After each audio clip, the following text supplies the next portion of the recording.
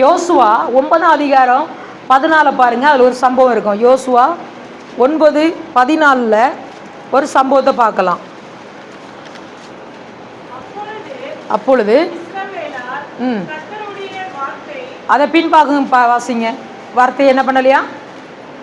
கேட்கலையா? கர்த்தருடைய வார்த்தை என்ன பண்ணலையா? வாக்கையா வார்த்தையா? வாக்கை கேளாமல்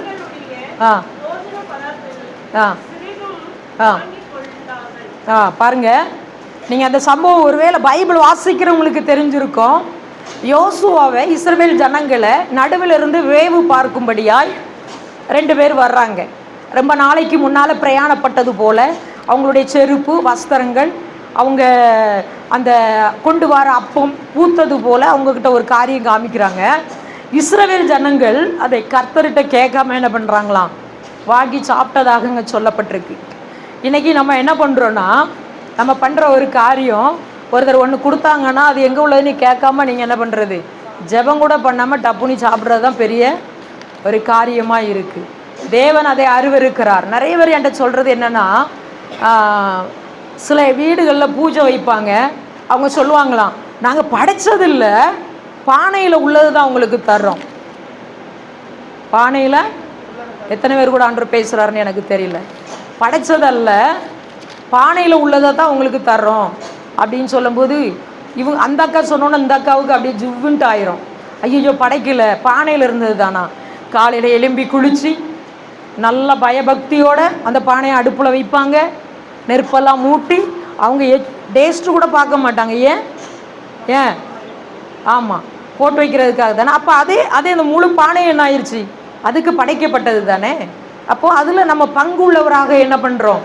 மாறுறோம். இது தவறு. நிறையா ஒரு நாள் இந்த காரியத்தை சொல்லும்போது ஒரு தங்கச்சி உடனே போய் பக்கத்து வீட்டில் சொல்லியிருக்கா, இப்படி ஒரு வசனம் இருக்குது, இனி நீங்கள் எனக்கு எதுவுமே கொடுக்க வேண்டாம், இப்படி வரணும், நமக்குள்ள எப்படி வரணும்?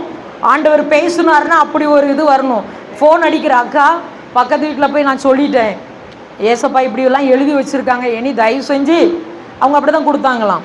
பானையில் உள்ளதுமா படைச்சது இல்லை அப்படின்னு கொடுத்துட்டு இருந்தாங்களாம். அப்போ யாரு கூடயே கர்த்தர் பேசி கொண்டு தானே இருக்கிறார். பாருங்கள், அந்த அந்த நீங்கள் பார்த்தீங்கன்னா பேய்களுடைய பாத்திரத்துலையும் இந்த இதுலேயும் நம்ம பானம் பண்ணக்கூடாதுன்னு சொல்லியிருக்கு. அதே நீங்கள் உபாகமத்தில் பார்த்தீங்கன்னா 32:17 பாருங்கள், அங்கே நமக்கு இந்த வசனம் உறுதிப்படும். 32 பலியிடவில்லை.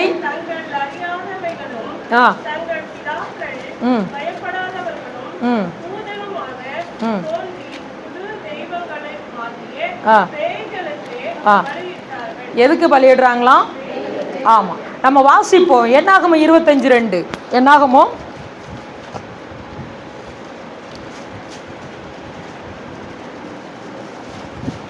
அவர்கள் தங்கள் தேவர்களுக்கு இந்த பலிகளை விருந்துண்ணும்படி ஜனங்களை அழைத்தார்கள். ஜனங்கள் போய் புசித்து அவர்கள் தேவர்களை பணிந்து கொண்டார்கள். சாப்பிட்றது மாத்திரம் இல்லை, என்ன பண்ணியாச்சு? இந்த பாலாக்கு ராஜா அதுக்கு முந்தின காரியங்கள்லாம் என்னாகமத்தில் நம்ம பார்க்கறதுக்கு நமக்கு நேரம் இல்லை. பாலாக்கு ராஜா யாரை கூப்பிடுறாரு? பிழையாமை கூப்பிடுறாரு. இஸ்ரவேல் ஜனங்களை நீ சபிக்க வா அப்படின்னு சொல்லி கூப்பிடும்போது அவர் பீடங்களை கட்டி கட்டி பலி செலுத்தும் போது தேவன் ஒரே ஒரு வார்த்தை தான் சொல்லுவார். என்ன சொல்லுவார்? இஸ்ரவேல் ஆசீர்வதிப்பது கர்த்தருக்கு பிரியம், அப்படியே தான் சொல்லிட்டு இருக்கிறார். அப்போது இந்த பாலாக்கு பிள்ளையாமட்ட கேட்டார், அந்த ஜனங்களை ஒன்றும் பண்ண முடியாதா? ஒன்றுமே பண்ண முடியாதுப்பா, ஒன்று பண்ணலாம். என்ன பண்ணலாம்? அதுக்கு முந்தின வசனம் பார்த்தீங்கன்னா, நிறைய விபச்சாரிகளை விடு, கோயிலுக்கு படைக்கப்பட்டதை இவங்களுக்கு என்ன பண்ணு குடு, யுத்த காலத்தில் இவங்க நிற்கவே முடியாது, விழுந்து போவாங்க அப்படின்னு சொல்லி இந்த பிள்ளையாம் என்ன பண்ணிட்டாராம், ஒரு ஆலோசனை கொடுத்ததாக வெளிப்படுத்தல் 4ஆம் அதிகாரத்தில் சொல்லப்பட்டிருக்கு. வெளிப்படுத்தல் 4ஆம் அதிகாரத்தில் இருக்குது, யூதாவில் இருக்குது. நீங்கள் வேணால் வீட்டில் போய் பார்த்துக்கிடுங்க. அப்போ அங்கே அழகாக சொல்லப்பட்டிருக்கு, இவன் நல்ல ஒரு ஆலோசனை கொடுத்துட்டு போயிட்டான். இஸ்ரவேல் ஜனங்களை நீ ஒன்றும் பண்ண முடியாது, அவங்களுக்கு கர்த்தர் எப்படி இருக்கிறார்? மேகஸ்தம்பமா அக்னி ஸ்தம்பமாக இருக்கார். முன்னும் பின்னும் அவங்கள என்ன பண்ணுறாரு? பாதுகாக்கிறாரு. அவங்க விழணும்னா இந்த காரியத்தை நீ செஞ்சிட்டியன்னா தேவனே அவங்கள என்ன பண்ணிடுவார்? அழிச்சிருவார். தேவனே அவங்கள அழிச்சிருவார். அதுக்கு 3வது வசனத்தை பார்த்தீங்கன்னா, அவங்க மேலே தேவ கோபம் எழும்புது. இந்த 2 காரியத்தை செய்யும்போது தேவ கோபம் என்ன பண்ணுது? அவங்க மேலே எழும்பி வருது. தேவனே அவங்க மேலே உக்கிரகம் ஆகுறார். அதுக்கு அடுத்த வசனம் அப்படி தான் நமக்கு சொல்லப்பட்டிருக்கு. அப்போ இன்னைக்கு நமக்கு வர பிரச்சனைக்கு நம்ம தான் காரணம், வேறு யாரும் கிடையாது. நீங்கள் அங்கே பாருங்கள், அவங்க போயிட்டு என்ன பண்ணுறாங்க? விக்கிரகங்களுக்கு படைத்ததை வாங்கி சாப்பிட்றாங்க. அது மாத்திரம் இல்லை, அதை என்ன பண்ணுறாங்க? வணங்குறதுக்கும் போகிறதாக அங்கே சொல்லப்பட்டிருக்கு. அப்படி தானே சொல்லியிருக்கங்க? ஆமாம். சரி, அதில் நம்ம என்ன கூட ஒரு வசனத்தை பார்க்கலாம். 1 சாமுவேலில் சாமுவேலை குறித்து நமக்கு தெரியும். 28ஆம் அதிகாரத்தில் 24, 25 பார்த்தீங்கன்னா, இந்த சாமுவேல், நான் சொன்ன பிறகு வாசிக்கலாம். இந்த சாமுவேல் குறி சொல்கிறவங்களெல்லாம் என்ன பண்ணாராம்? அவர் ஆட்சிக்கு இருக்கும்போது தேசத்தில் இல்லாதபடி துரத்துனாருன்னு சொல்லப்பட்டிருக்கு. அப்படிதானே? அதுக்கு முந்தின வசனம் நீங்கள் பார்த்தீங்கன்னா சொல்லப்பட்டிருக்கு. ஆனால் இந்த சாமுவேல் அங்கே இப்போ அந்த சாவுல் சொன்ன பண்ண காரியத்தை வாசிப்போம். 28, 1 சாமுவேல் 28, 24, 25. அந்த ஸ்ரீனிடத்தில் இருந்தது. அடித்து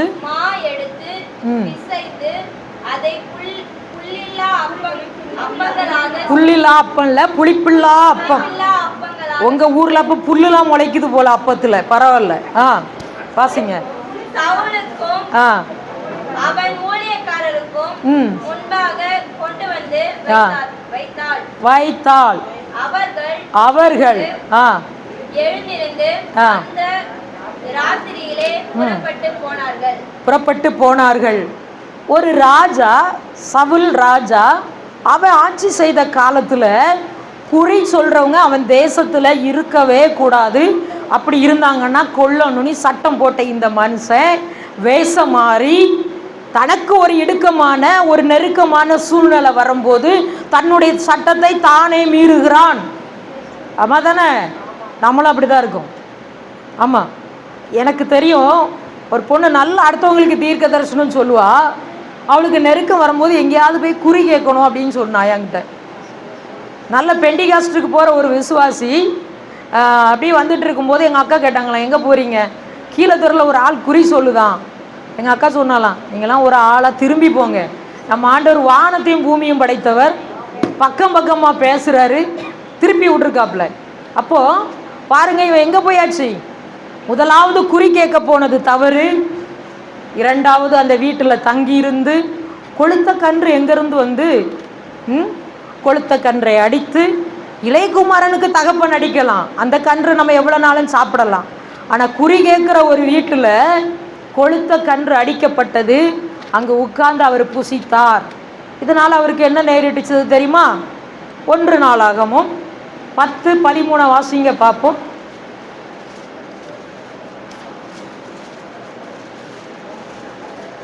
ராஜாவாகிய ரெகெபெயாம் முதியோர் ஆலோசனையை தள்ளிவிட்டு அவர்களுக்கு கடினமான உத்தரவு. சாரிம்மா, எதை வாசிக்கிறீங்க? வார்த்தையை கைக்கொள்ளாமல் கர்த்தருக்கு செய்த தன் துரோகமும் திட்டமும் கர்த்தரை தேடாமல் அஞ்சனம் பண்ணுகிறவர்களை கேட்கும் வரைக்கும் தேடின நித்தமும் செத்து போனான். ஏன் செத்தாராம்? கர்த்தரை தேடாமல் அஞ்சனம், கர்த்தரை தேடாமல் அஞ்சனம் சொல்றவங்களை தேடி என் மனசுக்குள்ள என்ன தோணிச்சுன்னா, குறி கேட்டுட்டு அங்கேயே சாப்பிட்டு வந்தனால தான் இவர் செத்தார். நான் அப்படி தான் எடுத்துக்கிட்டேன். குறி கேட்குற வீட்டில் நம்ம கால் இருக்கவே கூடாது. ஒரு நைட்டு தங்கி அவங்க வீட்டில் படுத்து அங்கே படுத்துருக்கதா சொல்லப்பட்டிருக்கு. வேதத்தில் இல்லாத எதையும் இங்கே சொல்லலை. அங்கே படுத்திருந்து அங்கே உட்காந்து அந்த அம்மா எழுப்பி அடித்து அழகாக புல் முளைத்த அப்பம், அப்படிதானே? புல் முளைத்த அப்பத்தெல்லாம் சாப்பிட்டுட்டு அழகாக கீழே போகிறார். ஒரு அபிஷேகம் பண்ணப்பட்ட ஒரு மனுஷன். அபிஷேகம் பண்ணப்பட்ட எனக்கு வேதம் அழகாக சொல்லுது. பவுல் சொல்கிறாரு, எல்லாவற்றையும் அனுபவிக்க எனக்கு தகுதி உண்டு, ஆனால் எல்லாம் அதிகாரம் உண்டு சொல்கிறாரு. எல்லாவற்றையும் அனுபவிக்க எனக்கு அதிகாரம் உண்டு, ஆனால் எல்லாம் எனக்கு தகுதியாக இராது. எல்லாம் எனக்கு தகுதியாக இராது என்று வேதம் அழகாக சொல்லுது. ஒருவேளை நமக்குள்ள இப்படிப்பட்ட சின்ன சின்ன காரியம் இருக்குன்னா, பிரசங்கி 10 சொல்லுது, செத்த ஈக்கள் என்ன பண்ணுமா? பரிமள தைலத்தை, சின்ன விஷயம்தான், சின்ன ஒரு காரியம்தான். நிறைய வீடுகளில் சில பொருள் வச்சுருப்பாங்க பாருங்க, அதெல்லாம் நமக்கு தேவையே கிடையாது. அதெல்லாம் சின்ன சின்ன விக்கிரகத்தை குறிக்கிற பொருள் இருக்கும். சில பொருள் நிமித்தமாக நம்மளுக்கு ஆசீர்வாத தடை வரும். இன்னைக்கு நிறைய பேருக்கு அது தெரியல. நான் உங்களுக்கு அடுத்த பாயிண்ட் அதை குறித்து தான் நான் ஆண்டவருடைய ஆலோசனை நான் உங்களுக்கு சொல்ல போகிறேன். நம்ம எடுத்துக்கொள்வோம் மார்க்கு 10:50. மார்க்கு 10:50. உடனே அவன் தன் மேல் வஸ்திரத்தை எழுந்து இயேசுவினிடத்தில் எரிந்து விட்டு தானே எரிந்து விட்டு இயேசுவின் இடத்தில் வந்தான். இயேசு அதுக்கு முன்னாடி சொன்னாரா உன் வஸ்திரத்தை தூக்கி போட்டுவான்னு சொன்னாரா? இருக்கா? தேடி பாருங்க. இல்லை. கூப்பிடுறான், முன்னிலும் அதிகமாய் கூப்பிடுகிறான். அவன் இருந்து கூப்பிட்டது ஒரு எரிகோ பட்டணத்துக்கிட்ட வாசல் பக்கத்தில் கூப்பிடுறான். அவனை கூட்டிட்டு வான்னு சொல்லி தேவன் சொல்றாரு. சீசர்களும் சொல்லலை, என் வஸ்திரத்தை தூக்கி போட்டு வாப்பா, தேவனும் சொல்லலை. ஆனால் அந்த மனுஷன் தேவனிடத்தில் வரும்போது என்ன பண்ணுறான் தெரியுமா? தன்னுடைய மேல் வஸ்திரத்தை தூக்கி போட்டுட்டு வர்றான். உங்களுக்கு எத்தனை பேருக்கு தெரியும் தெரில, இந்த வேதத்தில் துக்க வஸ்திரம் இருக்குது, உபவாசத்துக்கு என்ன ஒரு வஸ்திரம் இருக்குது, கைம்பெண்ணுக்குன்னு ஒரு வஸ்திரம் இருக்குது, ஆமாம் தானே? ராஜ வஸ்திரம் இருக்குது, எல்லாத்துக்கும் வஸ்திரம் உண்டு. இளைய குமாரனுக்கு விலை உயர்ந்த வஸ்திரத்தை தகப்பன் வைத்திருந்தார். எல்லாவற்றுக்கும் ஒரு வஸ்திரம் இருக்கிறதுனால இந்த வியாதியஸ்தர்களுக்கு ஒவ்வொரு வஸ்திரம், குஷ்டரோகிக்கு ஒரு வஸ்திரம். இப்போது இந்த மனுஷனுக்கு ஒரு அடையாளமாக ஒரு வஸ்திரத்தை கொடுத்ததை, பழைய அடையாளமும் பழைய காரியமும் நமக்கு தேவையில்லைன்னு சொல்லி தேவனிடத்தில் வரும்போது தூக்கி போட்டுட்டு வர்றார். தேவன் சொல்லலை, சீசர்கள் சொல்லலை, அவர் தூக்கி என்ன பண்ணுறாரு? பவுல் சொல்கிறாரு, பழையவைகள் எல்லாம் ஒளிந்தன, எல்லாம் புதிதாயின என்று எழுதப்பட்டிருக்கு. அப்படியே பழையதை தூக்கி போட்டுட்டு அந்த மனுஷன் தேவனிடத்தில் என்ன பண்ணார்? வந்தார். சரி, இப்படி தூக்கி போடாமல் ஒரு சிலர் ஆசீர்வாதத்தை என்னுடைய கூட்டத்திலே இழந்திருக்காங்க. அது குறித்து வசனத்தின் மூலமாக நம்ம பார்ப்போம். உபாகமம் 7:25 ஒருத்தர் வாசிக்கலாம்.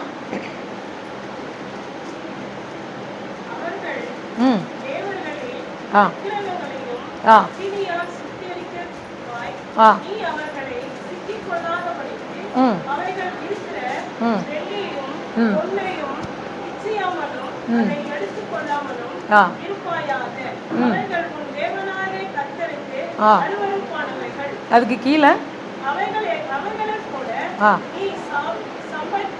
சாபம் சாபம்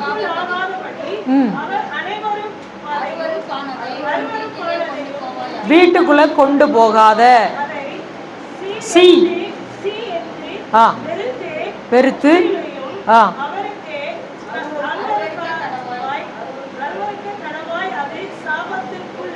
அது சாபத்துக்கு உள்ளானது. உபாகமம் 13:17 வாசிப்போம். பொருளில் இருக்க வேண்டாம். போதும், சபிக்கப்பட்ட பொருள் ஒன்றும் உன் கையில் இருக்க வேண்டாம்.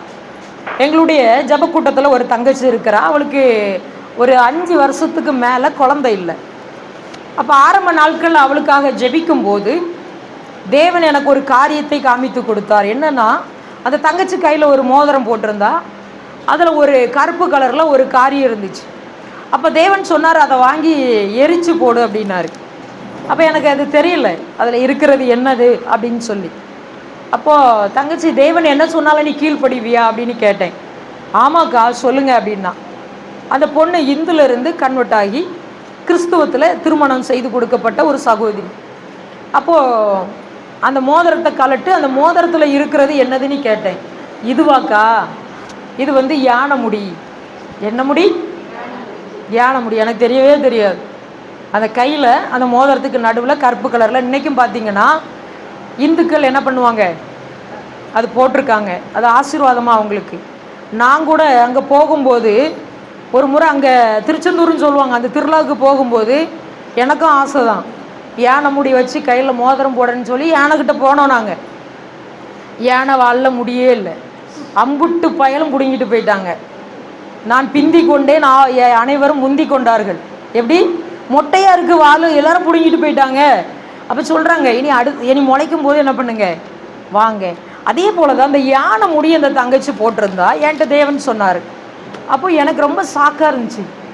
யானை முடி எந்த முடியும் கர்த்தருடைய கண்ணுக்கு தெரியும்.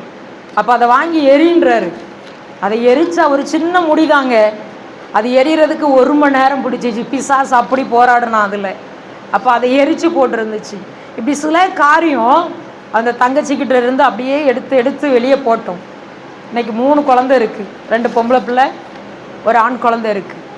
அப்போது முழுவதும் அந்த நீங்கள் பார்த்தீங்கன்னா சில காரியம் ஒரு யானை முடி ஆசீர்வதிக்காதா? தேவ ஆசீர்வாதத்துக்கு தடையாக இருக்குமா?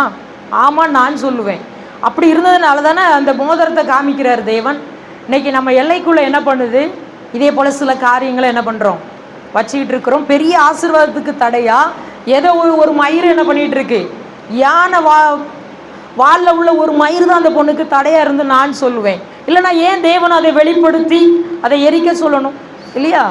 அப்போ அதை போட்ட உடனே அடுத்த சில மாதங்களில் அவளுக்கு ஆண்டவர் நல்ல ஒரு கர்ப்பத்தின் கனியை கொடுத்தார். தொடர்ந்து அவளுக்கு 2 பிள்ளை, இன்றைக்கி 3 பிள்ளையோட நல்ல ஆவிக்குரிய வாழ்க்கையில் எங்கள் கூட அந்த சகோதரி இருக்கிறாள். சரி, இன்னும் ஒரு காரியத்தை நம்ம வாசிப்போம்.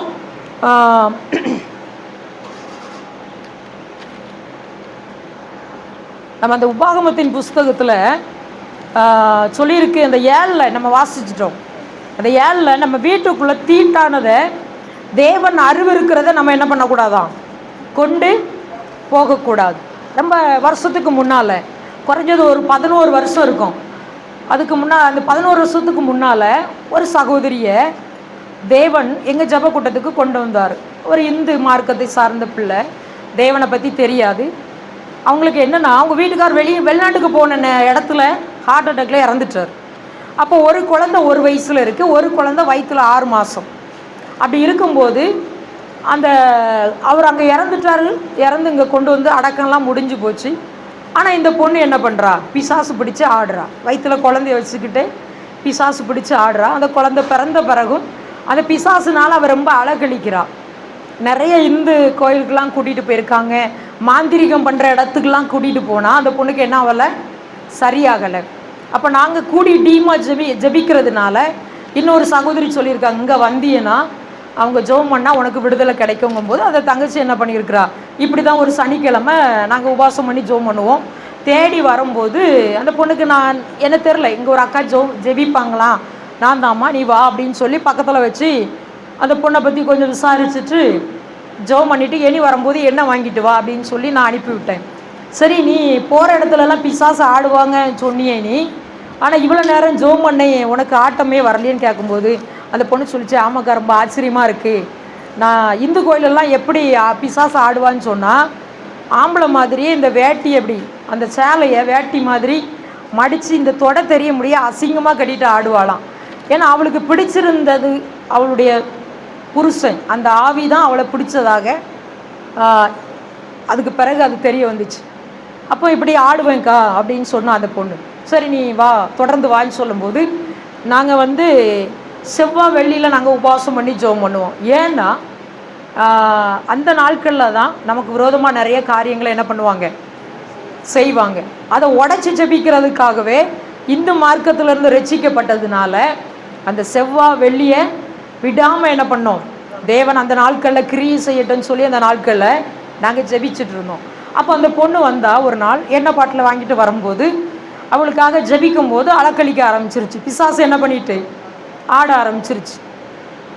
ஆரம்பிச்சா. அப்போ தொடர்ந்து ஜெபிச்சு விட்டாச்சு, அந்த எண்ணெயெல்லாம் ஜெபம் பண்ணி கொடுத்தாச்சு, நல்ல விடுதலை. ஒரு நாள் அவள் வரல ப்ரேயருக்கு, எனக்கு ஃபோன் வருது, அக்கா எனக்கு மனசுக்கு சரியில்லைக்கா, நீங்கள் எங்கள் வீட்டில் கொஞ்சம் ஜெபம் பண்ணுங்கள், பக்கத்து கிராமம் அது. அப்போது உங்கள் ஊருக்கு பஸ் வசதி இல்லையே, நான் எப்படி வர்றேன் அப்படின்னா, அவங்க அக்காவை எங்கள் ஊரில் தான் கல்யாணம் பண்ணி கொடுத்துருந்துச்சு, எங்கள் அத்தானுடைய டக்கரில் வாங்கன்னு சொல்கிறான் அந்த பொண்ணு. சரி, நாங்கள் டீமாக ஒரு 2-3 பேர் அந்த வீட்டுக்குள்ளே போகும்போது அந்த கிரவுண்டுக்குள்ளே, அவங்க பெரிய கிரவுண்டு, ஒரு சின்ன வீடு, கால் வைக்கும் போதே ஆண்டவர் சொல்கிறாரு, அந்த பொண்ணுக்கு விரோதமாக இந்த இடத்துல தான் மாந்திரிகம் பண்ணி வச்சுருக்காங்க. காலை வைக்கமுன்னா அந்த பொண்ணு வாங்கக்கா அப்படின்னு கூப்பிட அந்த பொண்ணு ரொம்ப அழகழிச்சு ஆட ஆரம்பிச்சிட்டா. ஆட ஆரம்பித்தா அந்த பொண்ணு அந்த கிரவுண்டு ஃபுல்லாக ஓடுறா. அப்போ மாடியில் எல்லாரும் இந்துக்கள் பார்க்க ஆரம்பிக்கிறாங்க, கத்திக்கிட்டு ஓடுறா. எனக்கு ரொம்ப வெக்கமாக இருக்குது, ஏன்னா மாடியில் நின்று வேடிக்கை பார்க்குறாங்க. அப்போ நான் சொன்னேன், இங்கே என்னால் ஒன்றுமே முடியாது, இந்த பொண்ணை தூக்குங்க, சிஎஸ்ஐ சர்ச்சில் கொண்டு போட்டு அங்கே தான் ஜெபிக்கணும் அப்படின்னு சொல்லி நாங்கள் அந்த பொண்ணை வண்டியில் தூக்கி போட்டு கொண்டு வரோம். அப்போ அங்கே ஜெபிக்கும்போது அன்னைக்கு விடுதலையாச்சு. வெள்ளிக்கிழமை வரும்போது மறுபடியும் அந்த பொண்ணு ஆடுறா. எனக்கு ஆண்டவர் மேலே வருத்தம்னா வருத்தம். ஒரு ஆத்துமாக்காகவே இவ்வளோ உட்காந்து பேயை விரட்டிட்டு இருந்தால் அடுத்த ஊழியை நான் செய்ய வேண்டாமா அப்படின்னு சொல்லி அந்த பேய் ஆடிட்டு இப்படி சவுறு வரமாக உட்காந்துட்டு இப்படி முறைச்சிட்டு இருக்கேன். எதனால தான் அந்த பேய் திரும்ப திரும்ப போயிட்டு ஏதாவது இடம் இருந்தால் தானே போயிட்டு வரோம். அதுவும் வீட்டுக்கார ஆவியம் உரிமையோடு வருது, அப்படி தானே போயிட்டு வருது. எனக்கு ஆண்டவர்கிட்ட கேள்விக்கு மேலே கேள்வியை கேட்டுட்டு இப்படி உட்காந்துருக்கேன். அப்போ என் கூட உள்ளத்தில் பேசுகிறாரு, அது அவள் போட்டிருக்கால செயின், அதனால தான் வர்றான் அவன் அப்படின்னு சொல்கிறாரு. கழுத்தை பார்த்தா முறுக்கு செயின் போட்டிருக்கா. இன்றைக்கி நிறைய பெண்கள் கணவர் இழந்தா என்ன பண்ணுறாங்க, முறுக்கு செயினை கழட்ட மாட்டுக்காங்க. ஏன்னு நான் 2-3 பேர்கிட்ட கேட்டேன். அது அவர் என் கூட இருக்கிற மாதிரியே இருக்கும், யாரையும் நான் குறை சொல்ல வரல, சொன்னதை சொல்கிறேன், அவர் என் கூட இருக்கிற மாதிரியே இருக்கும், அதனால தான் நான் அதை போட்டிருக்கேன் அப்படிங்கிறாங்க சிலர். அப்போ இந்த பொண்ணு அதே போல் போட்டிருக்கிறேன். நான் போய் பார்த்துட்டு நான் போயிட்டு எப்படி ஏசப்பா அந்த தாலியை கழட்டு, இதனால தான் உன் வீட்டுக்காரன் வர்றான் நான் சொல்ல முடியுமா? நீங்கள் எவ்வளோ பெரிய தெய்வம், இது உங்களுக்கே நியாயமாக இருக்கா அப்படின்னு அந்த பொண்ணை பார்த்துக்கிட்டே நான் தேவனோடு பேசுகிறேன். அந்த பொண்ணுக்கு இருந்தாலும் ஒரு அப்படி பிசாசு ஆக்கிரமம் வந்துட்டு என்ன பண்ணிருச்சு, அதே என்ன பண்ணுது, கலட்டி நான் அவ்வளோ தூரத்தில் இருக்கேன் மூஞ்சில் போடுது, அப்படியே பிடிச்சிட்டேன். வா, எவ்வளோ பெரிய ஒரு மெராக்கல், கலட்டுன்னு சொல்லலை, அப்படியே ஆண்டவர் கூட உள்ளத்தில் பேசும்போதே தூக்கி எறியுது, பிடிச்சாச்சு, பிசாசு போயிட்டு. அப்போ அவங்க அம்மாவும் அப்பா வந்திருந்தாங்க. எம்மா விற்பீங்களோ அழிப்பீங்களோ, இந்த செயினை இனி போடாதீங்க, அவன் கெட்டுன தாலியான் திரும்ப திரும்ப வர்றான், அதனால் நீங்கள் ஏதாவது பண்ணுவீங்கன்னு சொல்லியாச்சு. சரி, அதை போடலை. ஒரு வெளிநாட்டு செயின் அந்த பொண்ணு போட்டு வந்தா. மறுவாரம் ஆடுறா. நீங்கள் சிரிக்கிறீங்க, எனக்கு ரொம்ப கவலையாக இருந்துச்சு. இன்னைக்கு என்ன ஏசப்பா, இன்னைக்கு என்ன அப்படின்னு கேட்குறேன். அடுத்தாப்புல அதே போல் பேசுகிறாரு. அது அந்த செயின் அவனுக்கு பிடிச்ச செயின் அப்படின்னு கொஞ்சம் சிம்பிளாக சொல்கிறார். அப்போது அதனால தான் வர்றான். போன வாரம் அவன் கட்டின தாலி வந்தான், இந்த வாரம் இந்த செயினுக்கு ஏன் வர்றான் அப்படின்ட்டு அதே போல் மனசுக்குள்ளே பேசுகிறேன். அதே சம்பவம் தான் நடந்துச்சு. அந்த செயினையும் பிடிங்க அந்த பொண்ணு என்ன பண்ணுறா, கழுத்தில் இருந்து கழட்டி அப்படியே வருது, பிடிச்சாச்சு, பேய் போயிடுச்சு. சரின்னு சொல்லிவிட்டு அவங்க அப்பா மட்டும் மறுபடியும் கொடுக்குறேன், இதையும் விற்றுருங்க, இல்லாட்டா அழிச்சு ஏதாவது பண்ணுங்க, இதுக்கும் அந்த ஆள் வர்றாப்புல. ஆனால் எனக்கு அந்த செயின் ரகசியம் தெரிகிறதுக்கு விருப்பம் இல்லை, இந்த செயினுடைய ரகசியத்தை தெரிந்து கொள்ள விருப்பம். அந்த பொண்ணை தனியாக கூட்டிகிட்டு போய் கேட்டேன், இந்த செயினுக்கும் உன் வீட்டுக்காருக்கு என்ன சம்மந்தம்? அப்போ கல்யாணம் ஆன நைட்டு இந்த பொண்ணுக்கிட்ட இந்த செயின் எனக்கு ரொம்ப பிடிச்சிருக்கு, உங்கள் வீட்டில் போட்ட மைனர் செயின் எனக்கு வேண்டாம், அதை நீ போட்டுக்கோ, இதை நான் போட்டுக்கிறேன்னு மாற்றி போட்டாங்களாம். என்ன பண்ணாங்களாம், அவளுக்கு போட இவாளுக்கு போட. ஃபஸ்ட் நைட்டில் நடந்த சம்பவமாக. அப்போ பார்த்தீங்களா, ஒரு சின்ன ஒரு காரியத்துக்கு 4.5 மணி நேரம் அந்த ஒரு பிசாசை மட்டும் போராடி என்ன பண்ணேன், சோர்ந்துட்டேன். வார்த்தையே இல்லை, பைபிளில் இருந்து வார்த்தையே இல்லை, உடம்புல பலனே இல்லை. 4.5 மணி நேரம் ஃபாஸ்டிங் ப்ரேயரில் பச்சை தண்ணி கூட குடிக்காமல் போய்கிட்டு இருக்கு. அந்த 2 செயினையும் அந்த பொண்ணு அதுக்கு பிறகு என்ன பண்ணலை, போடலை, விற்றாங்களா அழிச்சாங்களா எனக்கு தெரியாது. அதுக்கு பிறகு என்ன பண்ணலை, அந்த பொண்ணுக்கு பிசாசு வரலை. கொஞ்ச நாளுக்குள்ளே பரிசுத்த ஆவியின் அனுபவங்களை அந்நிய பாஷையின் அடையாளத்தோடு கூட அந்த பொண்ணு என்ன பண்ணா, பெற்றுக்கொண்டா. சில அருவருப்பான காரியங்கள், சில பிசாசு உரிமை பாராட்டக்கூடிய காரியங்கள் நமக்குள்ள நம்மளுடைய எல்லைக்குள்ளே இருக்கும் என்று சொன்னால், பார்வனை போல லாபானை போல தொடரக்கூடிய காரியங்கள் நேரிட்டுக்கிட்டே தான் இருக்கும். நம்ம உட்கார்ந்து போராடிக்கிட்டு தான் இருக்கணும். என்ன பண்ணிகிட்டு இருக்கணும்? போராடிக்கிட்டு தான் இருக்கணும்.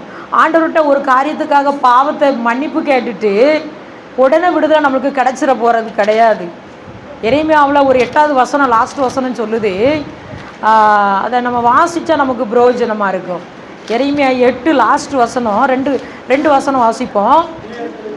கீழாத்தில் என் ஜனமாகிய எமாத்தின் வாலிபரையும் கீழாத்தில் இல்லையோ இல்லையோ இரண வைத்தீர் ரண வைத்தியன் அங்கே இல்லையோ அங்கே இல்லையோ பின்னே ஏன் என் ஜனமாகிய குமாரத்தி சுத்தமடையாமல் போனார்? ஏன் சுகம் அடையலை? ரண வைத்தியம் இல்லாதனால தான் இன்னைக்கு கிறிஸ்தவர்கள் என்ன பண்ண மாட்டோம். இப்போ நம்மளுக்குலாம் என்ன உபதேசம் பிடிக்கி? வலதுபுறமும் நல்ல பிரசங்கம் பார்த்துக்கிடுங்க. நீங்கள் என்னை பற்றி என்ன குறை சொன்னாலும் வீட்டில் போயிட்டு எனக்கு பிரச்சனையே இல்லை. ஏன்னா கர்த்தர் சொல்ல தான் அந்த வசனங்களை நான் எழுதி கொண்டு வந்து என்ன பண்ணிகிட்டு இருக்கிறேன். என் வாயும் என் நாவே அவர் எடுத்து என்ன பண்ணுறாரு? பயன்படுத்துகிறார். எல்லாத்தையும் வச்சுக்கிட்டு இருக்கணும். ஆனால் எனக்கு சுகமும் வேணும், எனக்கு ஆசீர்வாதமும் வேணும்னா கட்டாயம் நம்ம தேவனால் செய்ய முடியாது. இது ஒரு மந்திரவாதி தான் செய்வான். குடிக்கிறியா? குடிச்சிக்கோ. சிகரெட் அடிக்கிறியா? அடிச்சுக்கோ. வா, உன் கையில் ஒரு கயிறை கட்டுறேன், உனக்கு எல்லாம் நடக்கணும் அவன் தான் சொல்லுவான். ஆனால் நம்ம தேவன் எப்படிப்பட்டவர்? பல நேரங்களில் அவர் ரண வைத்தியனாக தான் செயல்படுவார். உள்ளே இருக்கிற சீல் என்ன பண்ணணும்? வெளியே வரணும். டாக்டர்கள், எல்லா டாக்டரும் என்ன பண்ண முடியாது. எம்பிபிஎஸ் படிக்கிறவங்க ஆப்ரேஷன் பண்ணுவாங்களா? கிடையாது. அறுவை சிகிச்சை படித்தவங்க மட்டும்தான் அதுக்கேற்ற ஆப்ரேஷன் என்ன பண்ண முடியும். ஆமாம், இதுதான் உண்மை. அப்போது இன்னைக்கு நம்மளுக்கு ரண வைத்தியமே பிடிக்க மாட்டுக்கு. ஊசி வேண்டான்னு சொல்கிறோம், சிறப்பு கொடுங்க, மாத்திரை அதுனா இப்படி குடிச்சிட்டு ஊசினா வலிக்கும்ல குத்துனா. ஒரு முள் இருக்குது, ஒரு கட்டினா வயிற்றுக்குள்ளே இருக்குன்னு சொன்னால் கத்தி போடாமல் இப்போ எடுக்க முடியுமா? முடியாது. அப்போ ரண வைத்தியம் இல்லைன்னா நம்மளுக்கு சுகம் கிடையாது. அப்போ இன்றைக்கி நமக்கு ரண வைத்தியனை விரும்புகிறதே கிடையாது. கொத்துறவங்க, செதுக்கிறவங்க, கொட்டுறவங்களாம் தேவையில்லை. இன்னைக்கு சங்கீதத்தில் சொல்லுது, கொட்டுறது என்னதான்? நீதிமான் என்னை கடிந்து கொண்டு தயவாக கொட்டட்டும், அது என் தலை அல்லல் தட்டாது, என் தலைக்கு அது என்னதான்? எண்ணெய் வார்க்கிறது போல் இருக்குது. கொட்ட விட மாட்டேங்கிறீங்க. இன்றைக்கி ஒருத்தருக்கும் அபிஷேகம் எண்ணெய் கொட்டினா தான் எண்ணெய் வரும். இன்றைக்கி யாருக்கும் தெரியல. லேவியராகமம் 14 பிறகு வீட்டில் போய் வாசிச்சு பாருங்க. செதுக்குவாங்களாம் பாவ சுபாவங்களை. வீடு குஷ்டரோகம் பிடிச்சிருந்தா அதை செதுக்கி காட்டுக்குள்ளே வனாந்தரத்தில் கொண்டு போடணுமா. இன்றைக்கி செதுக்கிறதுக்கும் விட மாட்டேக்கும், கொட்டுறதுக்கும் விட மாட்டேக்கும், சுற்றி கொத்துறதுக்கும் விட மாட்டேக்கும். சுற்றி நான் கொத்தி எரு போடுறேன், அது கனி கொடுத்தா சரி, குடாவிட்டால் என்னவா? அடுத்த வருஷம் ஜோலியை முடிச்சிருவோங்கிறாரு. ஆமாம், ஏசு அப்படி தான் சொல்கிறார். பிதாவே, எப்பா இது இந்த வருஷம் இருக்கட்டும், 2024 இருக்கட்டும், 2025 ஜனவரியில் கனி கொடுக்கலன்னா என்ன பண்ணிடலாம்? உங்கள் வீட்டில் ஒரு செடி இருந்தால், அது ரோஸ் செடியாக இருந்தால், அது தொட்டியில் இருந்தால், சுற்றி முள் இருந்தாலும் என்ன பண்ணுறீங்க? ஒழுங்காக பூக்கவே மாட்டுக்குன்னு தலையை பிடிச்சி ஆட்டி போ. அப்போ நம்மளை தேவனை எவ்வளோ அழகாக வச்சுருக்கிறாரு பார்த்தீங்களா? எவ்வளோ அற்புதமாக வச்சுருக்காரு. ஒவ்வொரு வருஷமும் என்ன பண்ணுறாரு? கூட்டி கொடுத்து, ஒவ்வொரு நாளையும் கூட்டி கொடுத்து நம்மளை வைக்கிறார். இன்னும் ஒரு சம்பவம் பேசிட்டு நம்ம ஜெபம் பண்ணி முடிக்கலாம். இன்னும் ஒரே ஒரு காரியம். இந்த தீட்டானது தேவனுக்கு பிரியமில்லாத காரியத்தை நாம் செய்யக்கூடாது. அப்படி செய்வோம் என்று சொன்னால் பிசாசுக்கு நம்ம இடம் கொடுக்கிறவர்களாய் இருப்போம். எல்லாரும் கவனிக்கிறீங்களா? அது கையில் கட்டியிருந்தாலும் சரி, காலில் கட்டியிருந்தாலும் சரி, கயிறு உன்னை ஆசீர்வதிக்காது. கயிறு உன்னை ஆசீர்வதிக்காது. கயிறு ஆசீர்வதிக்காது. கையில் கட்டினாலும் காலில் கட்டினாலும் என்ன பண்ணாது? ஆசீர்வதிக்காது. அப்படி ஆசீர்வதிக்கும், அப்படி காப்பாற்றன்னு சொன்னாதான். கயிறை போட்டு எத்தனை பேரை தொங்கி செத்து போயிருக்கான். ஏன் அந்த கயிறு காப்பாற்றலை? கயிறு தானே எல்லாம். அது பெருசாக இருக்குது, இது கொஞ்சம் சிறுசாக இருக்குது, அவ்வளோதானே. அது ஏன் காப்பாற்றலை? நான் கூட கயிறெல்லாம் எடுத்துகிட்டு தூக்கு போட போன ஆள் தான். சர்வ வல்ல தேவன் என்ன பண்ணார்? அழகாக வந்து பாதுகாத்தார். கொல்லுகிறவரும் உயிர்ப்பிக்கிறவரும் கர்த்தரே. கயிறு அல்ல, கயிறு கிடையாது, ஒரு மயிரும் கிடையாது. இன்னைக்கு மயிரை நம்பி மோதிரமாக கைச்சேனா போட்டுட்டு அலையிறான். நிறைய கயிறு கட்டினவங்க காலில் கையில் கட்டியிருக்கவங்க பாருங்கள் ரொம்ப சாபத்துக்குள்ளேயும் தரித்திரியத்திலும் தான் இருக்கிறாங்க. ஆனால் தெய்வ பிள்ளைங்கள பாருங்கள், நல்ல வசனம் வாசித்து ஜெபிக்கிற பிள்ளைங்கள பாருங்கள், அந்த முகத்தில் இருக்கிற மகிழ்ச்சியை பார்த்தீங்களா? முக மகிழ்ச்சி எதை கொண்டு வருமா? மன மகிழ்ச்சி முக மலர்ச்சி என்ன பண்ணுமா? கொண்டு வருமா? அப்போது தேவனுக்கு பிரியம் இல்லாத காரியத்தை செய்தால் முற்றிலுமாக பிசாசு நம்ம வீட்டையும் நம்மையும் ஆளுகை செய்து கொள்வான். என்னுடைய குடும்பத்தில் நடந்த ஒரு சம்பவத்தை தான் உங்களுக்கு லாஸ்ட்டாக நான் சொல்ல போகிறேன். என்னுடைய அக்கா மக எங்கள் சொந்தக்கார பையனுக்கு தான் திருமணம் செய்து கொடுத்தோம். சில கருத்து வேறுபாடுனால கொஞ்ச நாள் அக்கா வீட்டில் அவள் இருந்ததுனால எனக்கு அதில் உடன்பாடு கிடையாது. தேவன் இந்த இடத்துல சொல்கிறதுனால இது வரைக்கும் இந்த சாட்சி எங்கேயும் சொல்லலை, இந்த இடத்துல சொல்கிறதுனால நான் சொல்கிறேன். அதில் எனக்கு உடன்பாடு கிடையாது. ஆனால் எங்கள் அக்கா வேண்டாம், என் பிள்ளை ரொம்ப கஷ்டப்படுறா, பிரித்து எடுக்கணும் அப்படின்னு சொல்லிட்டு டைவர்ஸுக்கு அப்ளை பண்ணிட்டாங்க கோர்ட்டில். ஆனால் சர்ச்சில் வர்ற ஊழியக்காரன்லாம் தேவன் இணைத்ததை மனிதன் பிரிக்காதிருக்க கடவான், இப்படியே தான் பேசுகிறாங்க. அப்போ நான் இவங்க ரெண்டத்தையும் பார்ப்பேன், இது ரெண்டையும் என்னால் பின்னால் திரும்பி பார்ப்பாங்க. கர்த்தர் பேசிக்கிட்டே இருந்தார். ஆனால் நாங்கள் என்ன பண்ணலை, நாங்கன்னு என்ன சொல்கிறதுக்கு இல்லை, என் சகோதரி வாபஸ் வாங்கலை. ஒரு நாள் வந்துச்சு, பரிசுத்த ஆவியை பெற்ற ஒரு பிள்ளை தான், அந்நிய பாஷையும் பேசுகிற பிள்ளை தான், ஜெபிக்கிற ஒரு பிள்ளை தான்.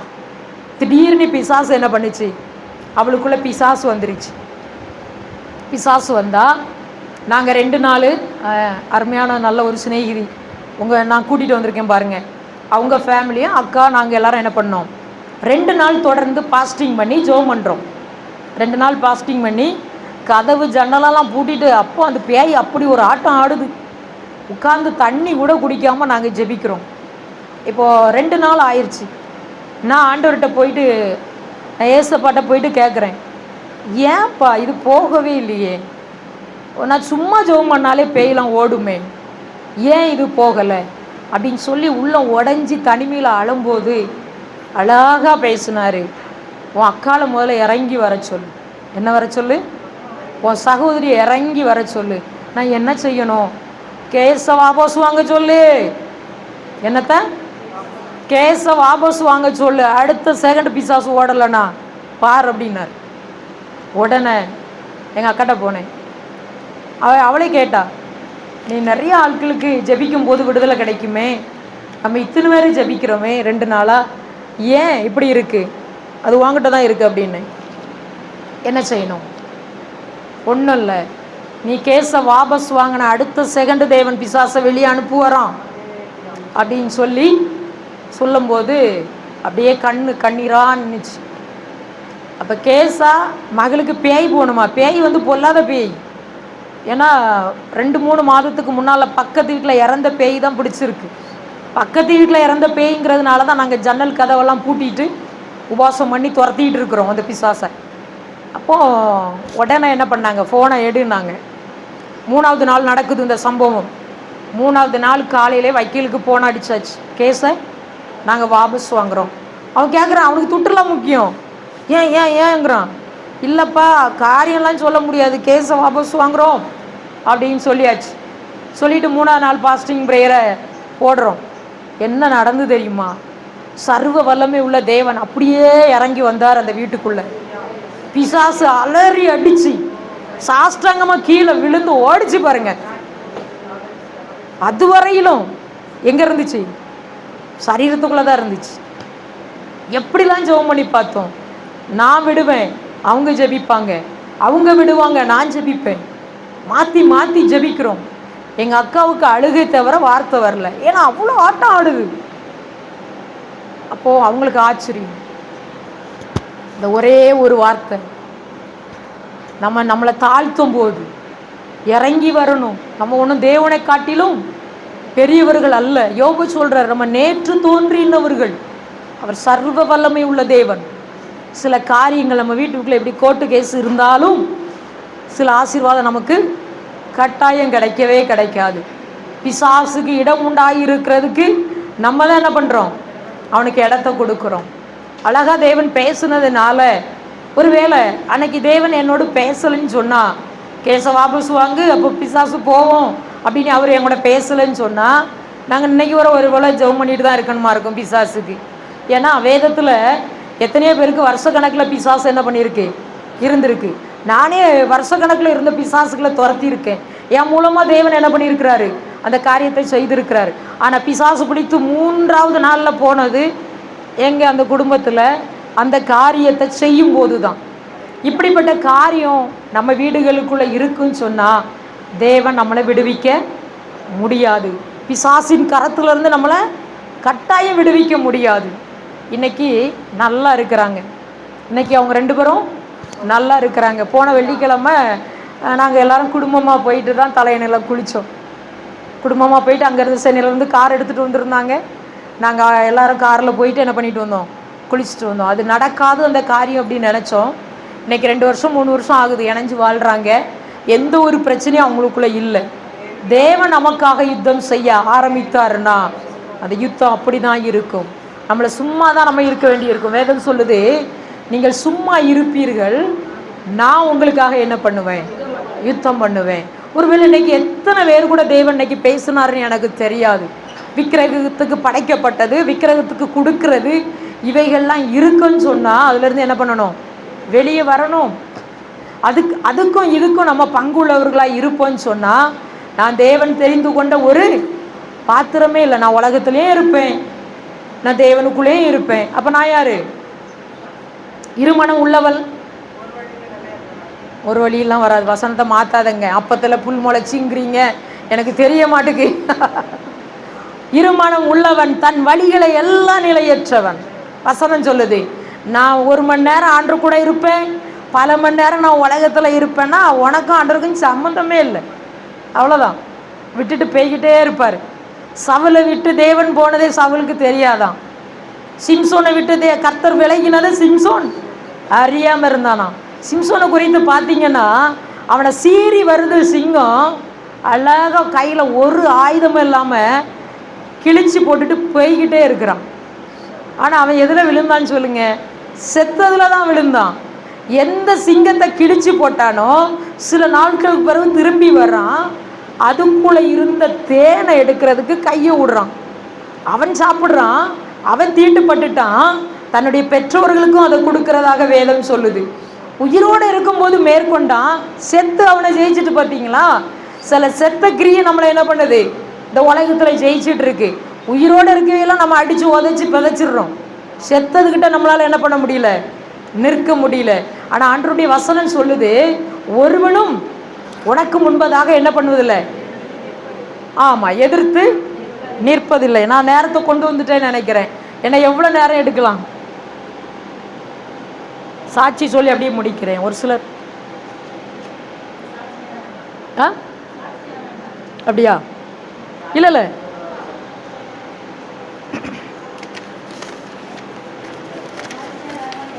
இல்லை அவங்க இல்லை, நான் சொல்கிறேன்னு சொல்லியிருந்தேன் சிம்பிளாக. என்னுடைய சாட்சி என்ன பண்ணுறேன், நான் என்னுடைய சாட்சியை கொஞ்சம் சிம்பிளாக உங்ககிட்ட சொல்லி முடிக்கிறேன். இந்த நாட்களில் தேவன் கொண்டு வந்த அந்த தேவாதி தேவனுக்கு நான் நன்றி செலுத்துகிறேன்.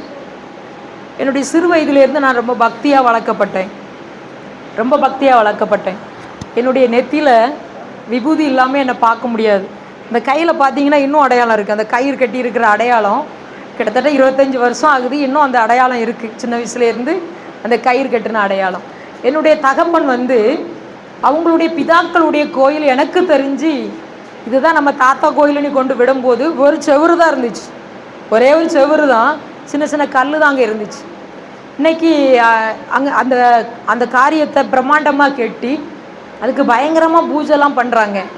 வெள்ளை ட்ரெஸ்ஸே போடலை. அந்த கோயில் கெட்ட ஆரம்பிச்சுலேருந்து வெள்ளை ட்ரெஸ் போடலை, காவி கலர் வேட்டி சட்டை தான் போடுவாங்க. கம்ப்ளீட்டாக மாற்றம், பயங்கர தீவிரமாக அவங்க இருக்கிறாங்க. ஆனால் ஒரு நாள் இப்படி தான், நான் ரொம்ப பக்தியாக இருந்தேன் தேவனுக்குள்ளே. நாங்கள் புதுசாக கெட்டின வீட்டிலலாம் பூஜை ரூம்பு இருக்கும்.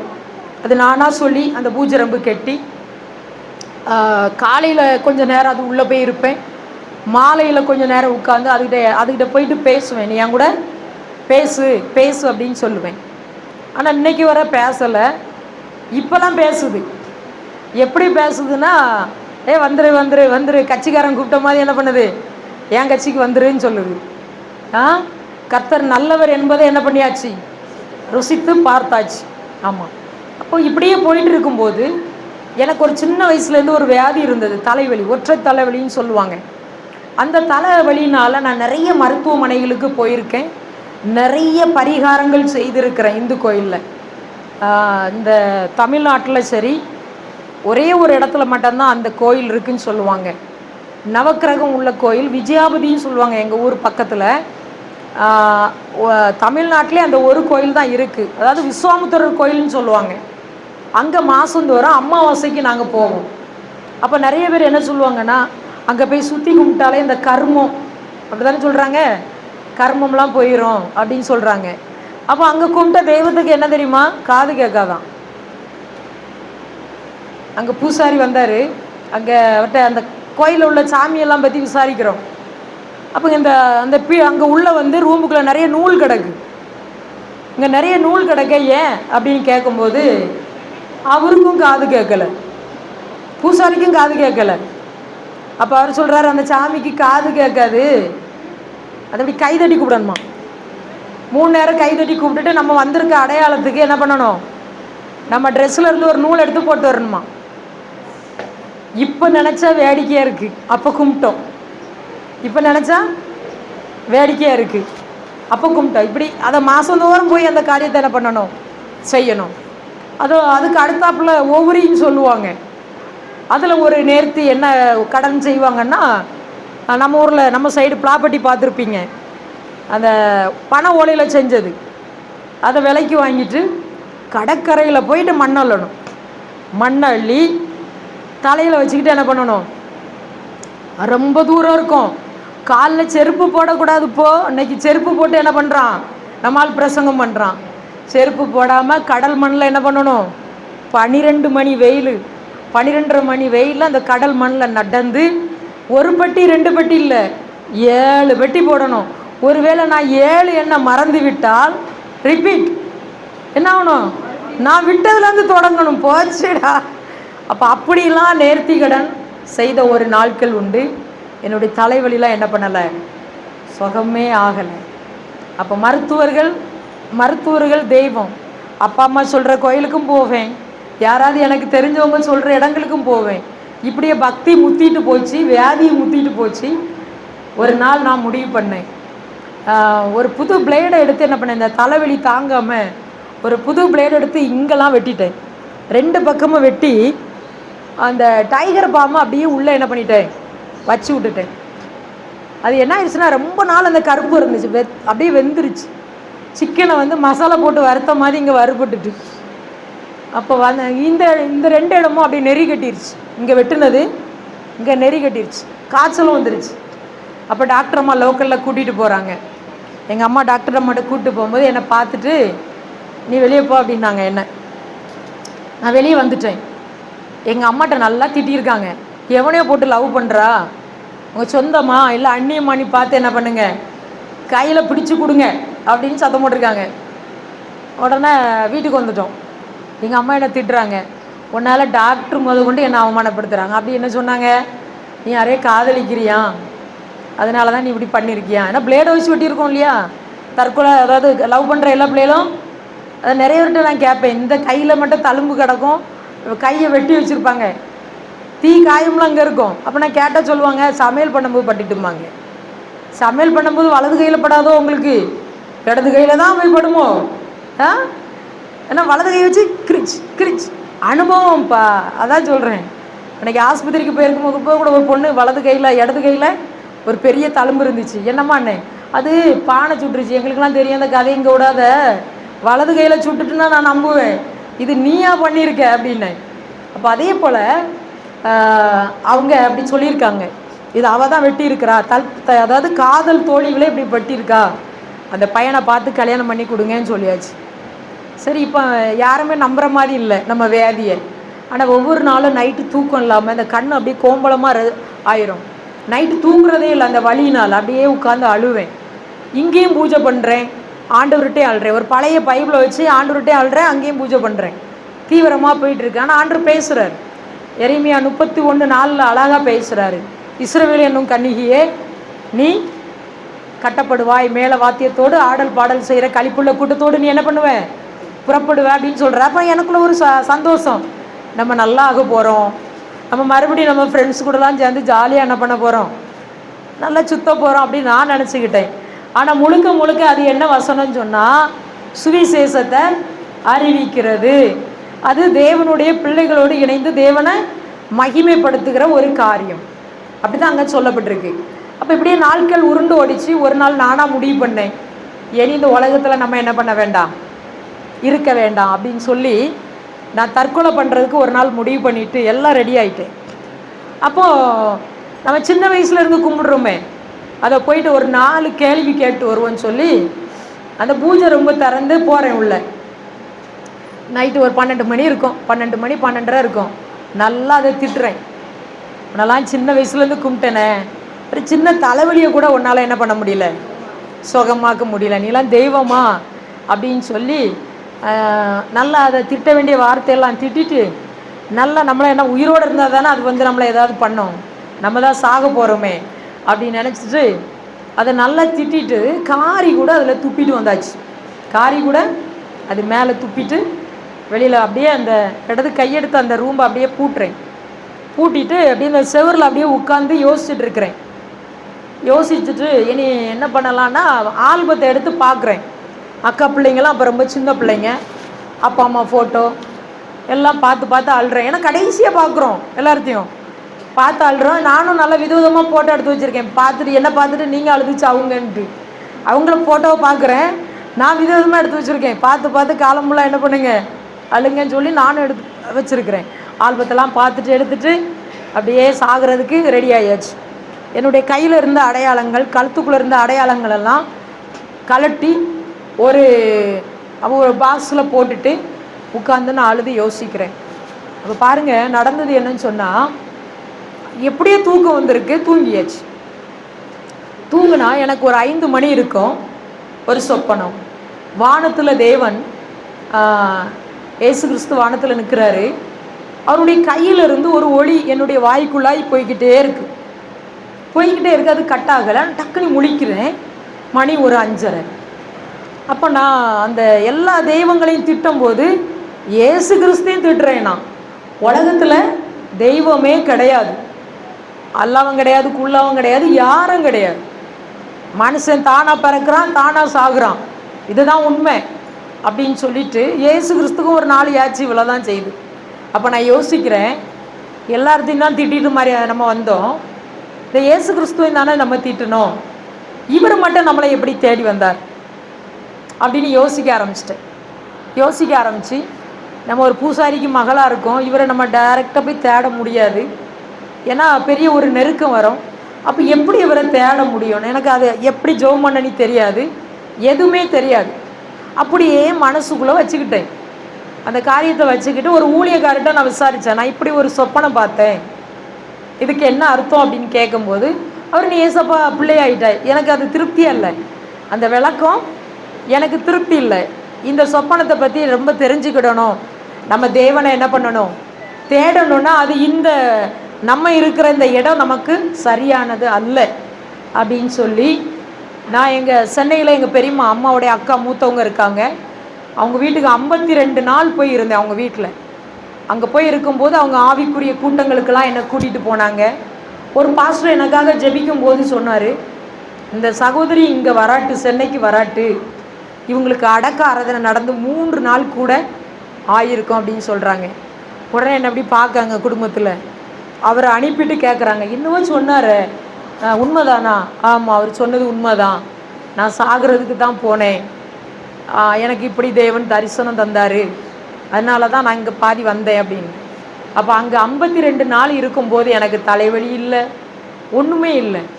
நான் ஏன் மறிக்கிறதுக்கு முயற்சி பண்ணேன்னு சொன்னால், இந்த பைபிளே வாசிக்கிறேன், வீட்டுக்குள்ளே அதை கும்பிடுறேன், பிசாசுலாம் என் கூட பேச ஆரம்பிச்சிச்சு. எந்த பிசாசை பேசு நான் கேட்டேனோ அது அப்போ பேசலை, இயேசு கிறிஸ்து என்னை தேடி வந்த உடனே அது என் கூட பேச ஆரம்பிச்சிருச்சு. என்ன பேசுது? சாகு, செத்துப்போன்னு சொல்கிறதெல்லாம் பிசாசு. தற்கொலை பண்ண வைக்கிறதுலாம் யார்? பிசாசு தான். நம்மளை காயப்படுத்த வைக்கிறதுலாம் எது? லேயூனின் ஆவி உள்ளே இருக்கும், நம்மளே காயப்படுத்த வைக்கிறது பிசாசு. அப்போ நான் சேரில் உட்காந்தேன்னா அது என்னை சுற்றி அப்படி பேசும். செத்துப்போ செத்துப்போ செத்துப்போன்னு பேசும், என்னென்னவோ பேசும். எனக்கு கிட்டத்தட்ட என்னை பைத்தியங்கிற ஒரு லெவலுக்கே நான் போயிட்டேன். வீட்டில் சொல்கிறேன், ஏதாவது ஒரு கோயிலில் கொண்டு என்னை வைங்க, எனக்கு பைத்தியம் பிடிச்சிருச்சு, என்னை விலங்கு போடுங்க, இப்படிலாம் சொல்கிறேன். ஏன்னா அது பேசுது, அது பிசாசுன்னு நம்மளுக்கு தெரியல. அப்போ அது சொல்லுது ஒரு நாள், சரி நான் சாகன்னு சொல்கிறீங்களா, நான் எப்படி சாக?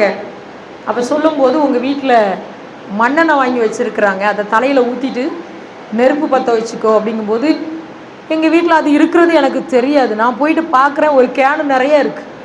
அப்போ அவன் எவ்வளோ ஆயத்தப்படுத்தி வச்சுருக்கான் பார்த்தீங்களா நம்மளை அனுப்புறதுக்கு.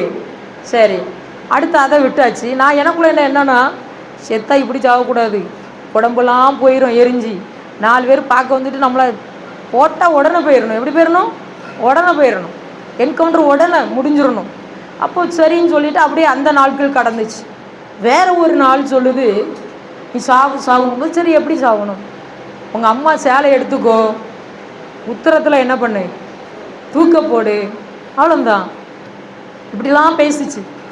இந்த ஒரு போராட்டத்தில் தான் இந்த வீட்டுக்குள்ளே இருக்கக்கூடாதுன்னு சொல்லி நான் என்ன பண்ணேன், எங்கள் பெரியம்மா வீட்டுக்கு கடந்து போனேன்.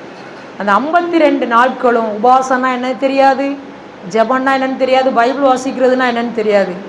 பைபிள் வாங்கி கொடுத்தாங்க, ஒரு புது பைபிள். போன உடனே நான் நல்லா ஜெபிக்க ஆரம்பித்தேன். வேதத்தில் அப்போவே ஆண்டவர் பேச ஆரம்பிச்சிட்டார். 52 நாட்களும் என்னுடைய முக ரூபமே மாறிச்சு. நான் நல்லா தடியாக இருந்தேன். நான் 9 மாதம் விரதம் இருந்தேன். அந்த உடம்பு சரியில்லாமல் இருந்த நாட்களில் 9 மாதம் விரதம் இருக்கும்போது தான், இந்த 9 மாதத்துக்குள்ளே தான் அந்த பிசாசு அப்படியே திட்டம் போட்டு என்னை எப்படியாவது கொண்டு போகணுங்கிற ஒரு பெரிய முயற்சி பிசாசு என்ன பண்ணான், எடுத்தான். ஆனால் தேவன் அந்த நாட்களில் குறுக்கிட்டு என்னை தேடி அன்னைக்கு வரலன்னா அன்றைக்கி நான் இங்கே இல்லை. வருஷந்தோறும் ஒரு வேளை கல்லறையை கட்டியிருந்தால் ஒரு மாலையை போடுவாங்க, இல்லைன்னா ஏதோ ஒரு நினப்பு தான் நினைப்பாங்க. ஆனால் தேவன் இன்றைக்கி என்ன பண்ணியிருக்கிறாரு, இந்த இடத்துல நிற்க வச்சிருக்கிறார். ஊழியன்னா என்னன்னு தெரியாது. இன்றைக்கி ஒரு ஊழியக்காரியாக உங்கள் முன்னே அவ்வளோ தூரத்தில் இருந்து, ஆரம்ப நாட்களில் எனக்கு ரொம்ப எதிர்ப்பு எங்கள் வீட்டில். எங்கள் அப்பா ரொம்ப எனக்கு எதிர்ப்பு, எங்கள் அப்பா அம்மா. ஏன்னா அவர் பூசாரியாக இருக்கார், அம்மா 2 ஆடுது, அப்பா 2 ஆடுறாங்க. எப்படி நான் ஆண்டவரை ஏற்றுக்கிட்டு அந்த வீட்டுக்குள்ளே ஜெபிக்க முடியும்? எங்கேயாவது பைபிளை தூக்கிட்டு நம்ம போயிட்டு வந்துட்டோன்னா ஊருக்காரனே எங்கள் அப்பா திட்ட ஆரம்பிச்சிடறான். பொட்டை பிள்ளை தானே, காலை வெட்டி போட்டு தண்ணி ஊற்றும் ஐயா, இதுமா தெரியாது. இவங்க வீட்டுக்கு வந்து அப்படி சண்டைக்கு நிற்பாங்க. ஊரில் உள்ளவன் என்னை கேவலம் கட்டுறான், என்ன சொல்கிறான், பொட்டை பிள்ளை எப்படி விட்டுருக்கிய பைபிள் தூக்கிறதுக்கு அப்படின்னு சொல்கிறான். அப்படின்னு சொல்லி வீட்டுக்குள்ளே ஒரே சண்டை இல்லாத நாட்களே கிடையாது. அப்பா அம்மா மோதிக்கிடுவாங்க என்னால். நான் சொன்னேன், உங்களுக்கு ரொம்ப அவமானமாக இருந்தால், ஏசு கிறிஸ்துவனை ஏற்றுக்கிட்டது ரொம்ப அவமானமாக இருக்குன்னா, நீங்கள் தானே சோறு கொடுக்குறீங்க, கொஞ்சம் விஷத்தை வச்சு போட்டுருங்க, அழகாக போயிடுவேன். இல்லைன்னா என்னை விட்டுருங்க, எங்கேயாவது போகிறேன், நான் ஆண்டவரை ஏற்றுக்கிட்டனால தானே வேண்டாங்கிறீங்க, எங்கேயாவது போகிறேன் அப்படின்னு சொல்லுவேன். ஆனால் லாஸ்ட்டில் பார்த்தாங்க, எங்கேயும் போயிடக்கூடாதுன்னு சொல்கிறதுக்காக, நீ எங்கேயும் வெளியிலலாம் போகக்கூடாது, உள்ளுக்குள்ளே இருந்து இயேசுவை தேடினாங்க. நம்ம ஆள் உள்ளுக்குள்ளே வைக்கிற ஆள் கிடையாதுல்ல, மலை மேலெல்லாம் வச்சுருவார். உங்களுக்கு கூட மலை மேலே இடம் கொடுத்துருக்காராமே, ஆமென். அவர் மலை மீது உள்ள பட்டணமாக நம்மளை வைக்கிறவர். உள்ளுக்குள்ளெல்லாம் ஆராதிக்க முடியாது, அரங்கட்டுக்குள்ளெல்லாம் ஆராதிக்க முடியாது, வெளியே கொண்டு வந்துடுவார். வீட்டில் அப்படி தான் சொன்னாங்க, வீட்டுக்குள்ளே நீ என்ன பண்ணு, பைபிளை வாசி ஜெபம் பண்ணு, வெளியில் போகக்கூடாதுன்னாங்க. ஆனால் ஆண்டவர் எங்கே வச்சுருக்கிறாரு, இங்கே இப்போ எங்கே வச்சுருக்கிறாரு, 15 மணி நேரம் ட்ரெயினில் வர்றோம். எங்கே போகிறீங்க? ஊழியத்துக்கு போகிறோம். எங்கே போகிறீங்க? யார் என்ன சொன்னால், அப்பா அம்மா என்ன சொன்னாங்க, வீட்டுக்குள்ளேயே இரு, வெளியில் வரக்கூடாது. அந்த அப்பா அம்மா தான் எங்கே போயிட்டுருக்கேன், இப்போ எந்த இடத்துல ட்ரெயின் போயிட்டுருக்குன்னு அது கேட்குறாங்க. மாற்றுகிற தேவன் பார்த்தீங்களா? நம்ம தேவன் காலங்களையும் சமயங்களையும் மாற்றுகிற தெய்வம். இந்த இடத்துல நிற்க வச்சிருக்கிறாரு, அவருக்கு நான் நன்றி சொல்கிறேன். என்னுடைய சாட்சி சொல்லணும்னா நிறைய சொல்லிட்டு போனோம். எந்த ஒரு டாக்டரம்மா நான் லவ் பண்ணிவிட்டு இப்படிலாம் வெட்டினேன்னு சொன்னாங்களோ, அவங்க இன்றைக்கி எனக்கு என் கூட ஃப்ரெண்டு, நாங்கள் இணைஞ்சு ஊழியம் செய்கிறோம், பெரிய அளவில் நாங்கள் கன்வென்ஷன் நடத்துகிறோம். ஒரு நாள் நான் கேட்டேன், நீங்கள் எங்கள் அம்மாட்ட இப்படி சொன்னீங்களாமே, நான் யாரையும் லவ் பண்ணிட்டு தான் இப்படி வெட்டி வச்சுருக்கேன்னு சொல்லி. நான் லவ்லாம் பண்ணலை, இன்றைக்கி வர லவ் பண்ணலை, மேரேஜே பண்ணலையே, லவ் பண்ணலை. அது பிசாசுனுடைய போராட்டம். அதனால நான் அப்படி என்ன காயப்படுத்தி கொண்டேன் அப்படின்னு அவங்ககிட்ட நேரடியாக கேட்குறதுக்கும் யார் என்ன அப்படி சொன்னாங்களோ அவங்க தான் இப்போ நமக்கு ஆவிக்குரிய வாழ்க்கையில் ஃபைனான்சராகவும் இருக்காங்க, ஃப்ரெண்டாகவும் எனக்கு இருக்கிறாங்க. அவ்வளோக்குள்ளே தேவன் இந்த நாட்களில் வச்சுருக்கிறாரு. நான் அடிக்கடி நினைப்பேன், ஒரு டாக்டரை நமக்கு ஃப்ரெண்டாக தேவன் வைத்திருக்கிறாரு. இந்த இடத்துல இவ்வளோ பேசுகிறதுக்கு எனக்கு எவ்வளோ வேணும் தகுதி அல்ல. 1ஆம் கிளாஸுக்கு கூட நான் என்ன பண்ணலை, போகலை.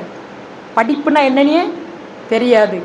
ஆனால் வேதத்தை குறித்து எனக்கு தெரியும். வேதத்தை தவிர வேறு எந்த ஒரு காரியத்தையும் நான் மனப்பாடம் பண்ணி வாசிக்கவே எனக்கு இன்னைக்கு வர முடியல.